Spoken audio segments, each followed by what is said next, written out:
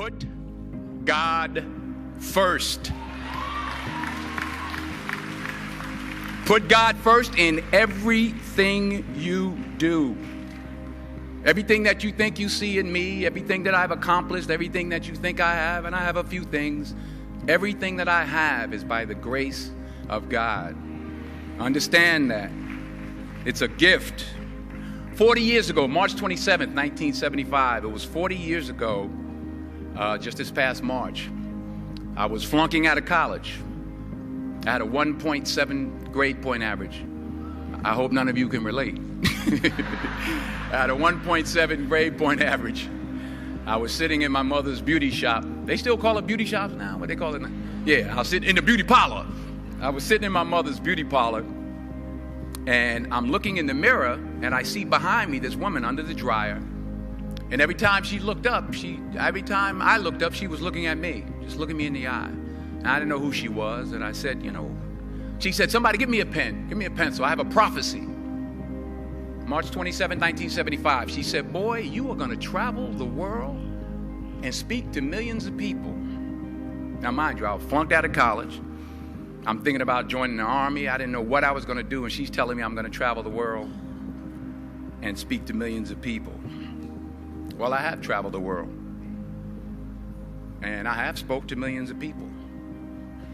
But that's not the most important thing, the success that I had. The most important thing is that what she taught me and what she told me that day has stayed with me since. I've been protected.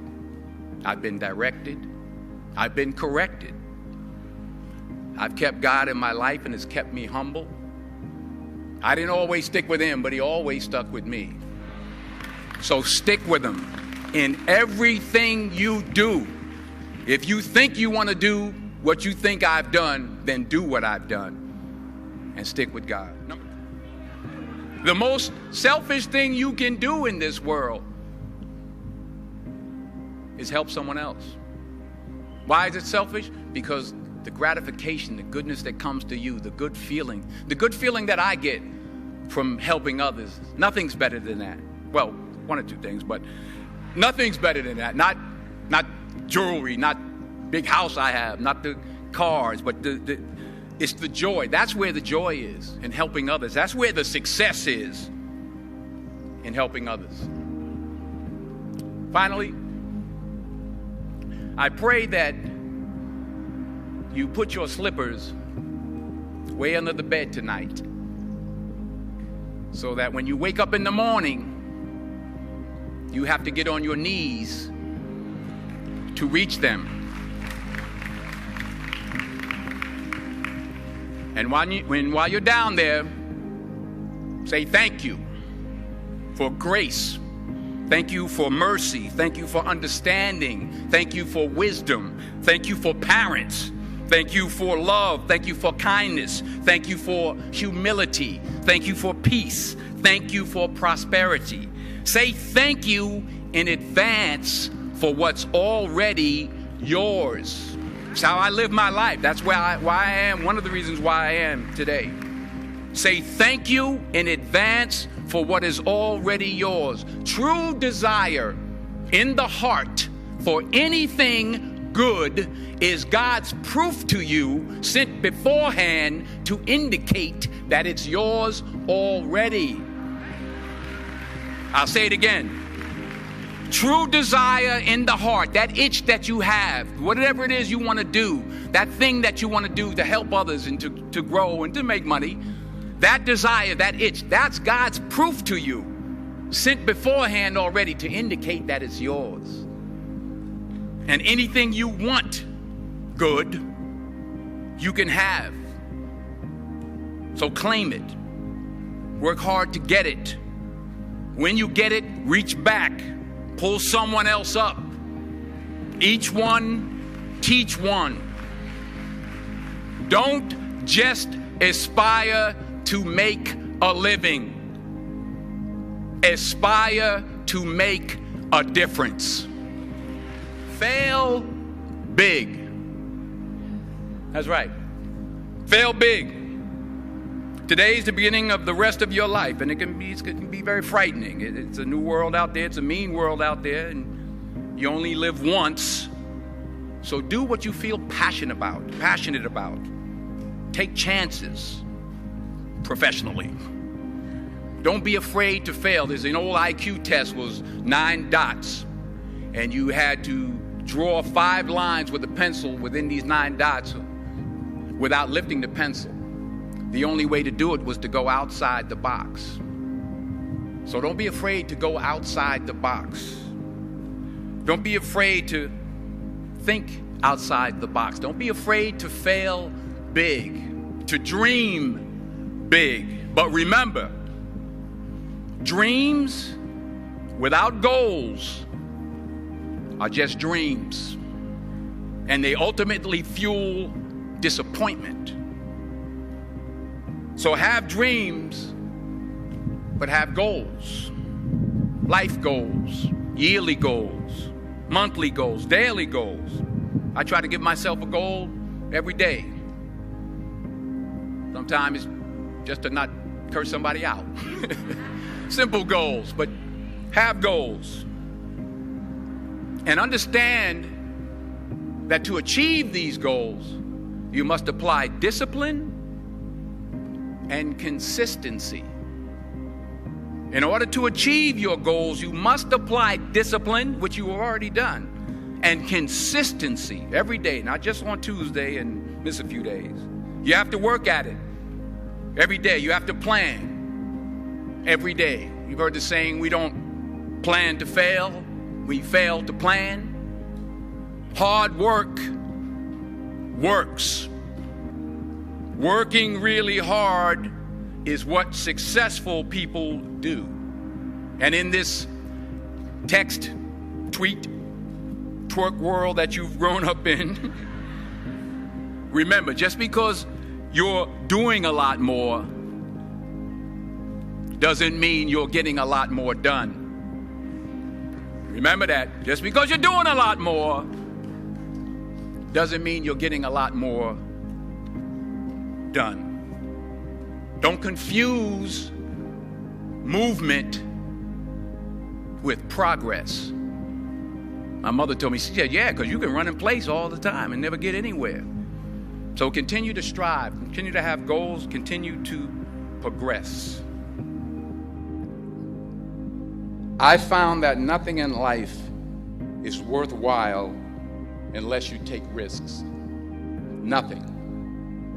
Nelson Mandela said, there is no passion to be found playing small and settling for a life that's less than the one you're capable of living.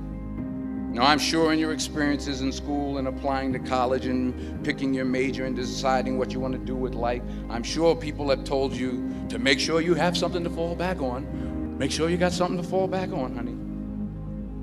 But I never understood that concept, having something to fall back on. If I'm going to fall, I don't want to fall back on anything except my faith. I want to fall forward. I figure at least this way I'll see what I'm going to hit. Fall forward. This is what I mean. Reggie Jackson struck out 2,600 times in his career, the most in the history of baseball. But you don't hear about the strikeouts. People remember the home runs. Fall forward. Thomas Edison conducted 1,000 failed experiments. Did you know that? I didn't know that. Because the 1,001st was the light bulb. Fall forward. Every failed experiment is one step closer to success. You've got to take risks, and I'm sure you've probably heard that before, but I want to talk to you about why that's so important. First, you will fail at some point in your life. Accept it. You will lose. You will embarrass yourself. You will suck at something. There's no doubt about it. And I know that's probably not a traditional message for a graduation ceremony, but hey, I'm telling you, embrace it, because it's inevitable. And I should know. In the acting business, you fail all the time. Early on in my career, I auditioned for a part in a Broadway musical. Perfect role for me, I thought, except for the fact that I can't sing. So I'm in the wings. I'm about to go on stage, But the guy in front of me, he's singing like Pavarotti. He's just and he's just going on and on and on. And I'm just shrinking. I'm getting smaller and smaller. So they say, "Oh, thank you very much, and you'll be hearing from us." So I come out with my little sheet music, and it was Just My Imagination by the Temptations. That's what I came up with. So I hand it to the accompanist, and she looks at it, looks at me, and looks out at the director, and was like, "All right." So I start, I'm going to sing. I'm like, "It's just my imagination once again, and they're coming away with me." And I'm not saying anything, so I'm thinking I'm getting better. So I start getting into it. It was just running. They say, "Oh, yeah, thank you very much, Mr. Washington, thank you." So I assumed I didn't get the job. But the next part of the audition, he called me back. The next part of the audition is the acting part of the audition. So I'm like, "Hey, okay, maybe I can't sing, but I know I can act." So they pair me with this guy, and again, I didn't know about musical theater. And musical theater is big, so they can reach everyone all the way in the back of the stadium. And I'm more from a realistic, naturalistic kind of acting where you actually talk to the person next to you. So I don't know what my line was. My line was, "Well, hand me the cup." And his line was, "Well, I will hand you the cup, my dear. The cup will be there to be handed to you." I said, "Oh, okay." "Well, should I give you the cup back?" "Oh, yes, you should give it back to me, because that is my cup, and it should be given back to me." I didn't get the job. But here's the thing. I didn't quit. I didn't fall back. I walked out of there to prepare for the next audition, and the next audition, and the next audition. I prayed. And I prayed. But I continued to fail, and fail. But it didn't matter, because you know what? There's an old saying, you hang around the barbershop long enough, sooner or later you're going to get a haircut. So you will catch a break, and I did catch a break.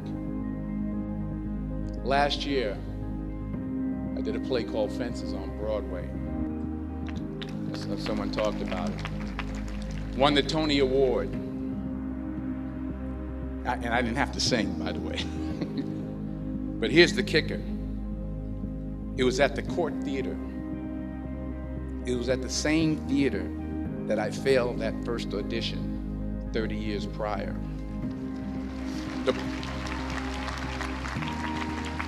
The point is, and I'll pick up the pace, the point is, every graduate here today has the training and the talent to succeed. But do you have the guts to fail? Here's my second point about failure. If you don't fail, you're not even trying.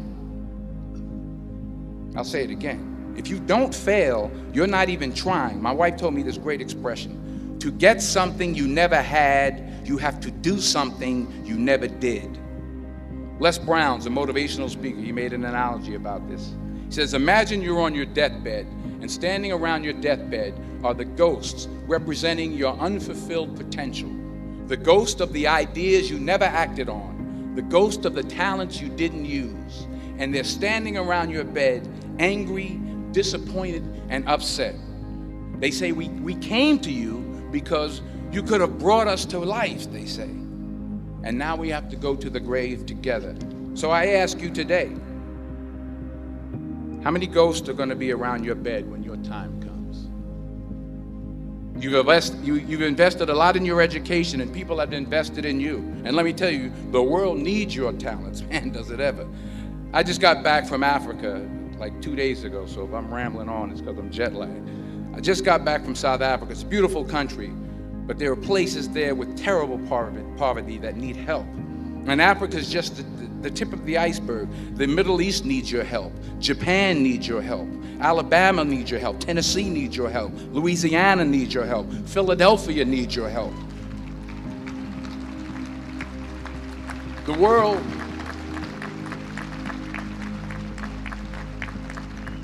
world needs a lot, and we need it from you. We really do. We need it from you young people. I mean, I'm not speaking for the rest of us up here, but I know I'm getting a little grayer.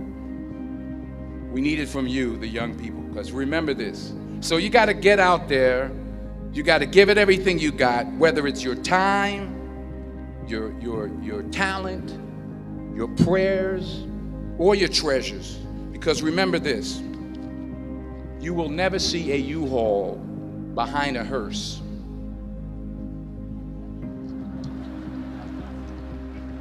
I'll say it again. You will never see a U-Haul behind a hearse. You can't take it with you. The Egyptians tried it, and all they got was robbed.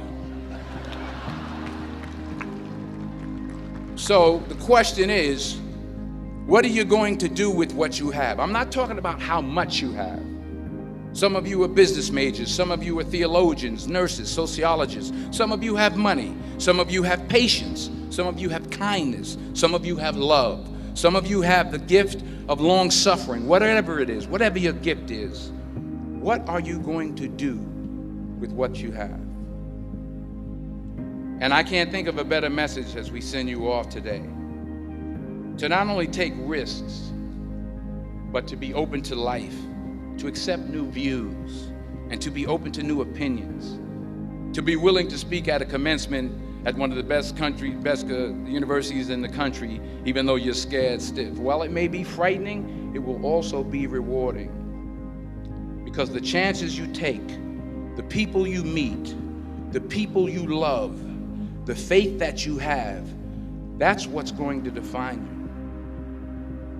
So members of the class of 2011, this is your mission. When you leave the friendly confines of Philly, never be discouraged. Never hold back. Give everything you got. And when you fall throughout life, and maybe even tonight after a few many glasses of champagne, remember this. Fall forward.